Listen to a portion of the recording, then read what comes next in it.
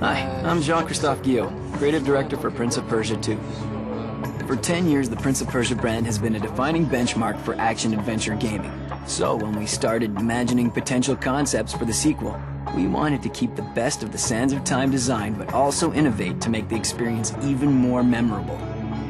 So, the concept behind Pop 2 relies on the same core values as all of the other Prince of Persia games. A very organic design that makes the experience highly immersive, outstanding controls and animations, and a mix of combat and exploration driven by an intense story.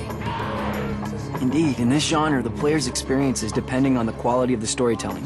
Here, we want to put the player in a highly dramatic situation. His fate has been written, his fight is hopeless, he will die. That said, there will be a lot of unexpected developments as the game progresses. We've incorporated some special surprises guaranteed to throw gamers through a loop. To add to this drama and support this story, we also defined characters that we wanted to be absolutely memorable. For instance, players will fight enemies as diverse as the Thrall, a 20-foot giant, and a huge mythical animal called the Griffin. He'll also be hunted by the Dahaka, the Guardian of Time, that can't be defeated. As many enemies, as many gameplays was our motto.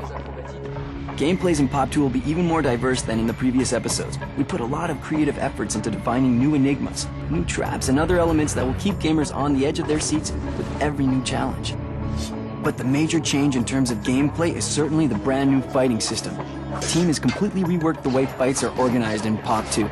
The player will not only be able to perform new moves like grabs, decapitations, and strangulations, but he will also be able to create unique fight sequences by chaining a lot of basic moves together.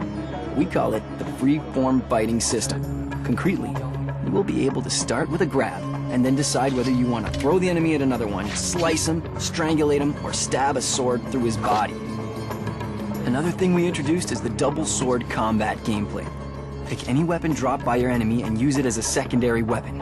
You now have access to a series of new deadly moves with two weapons. Or you can utilize the new projectile aspect of freeform fighting and simply throw it at your enemy for maximum damage. We also wanted to give game players a new sense of power. The Prince is now acting with more strength and aggressivity. We paid special attention to the diversity and visual impact of the finishing moves. For instance, the double sword decapitation. For this move, we put a lot of effort into the richness of the animations, special effects like slow motion and camera angles to make it absolutely memorable. Eventually, we wanted combats in Pop 2 to be as acrobatic as the best cloak and dagger movies. So we used these references to create unique moves using the environment, like swinging around a pillar while slicing your enemies, stabbing your sword in a curtain and sliding down, or rebounding off walls towards your enemy.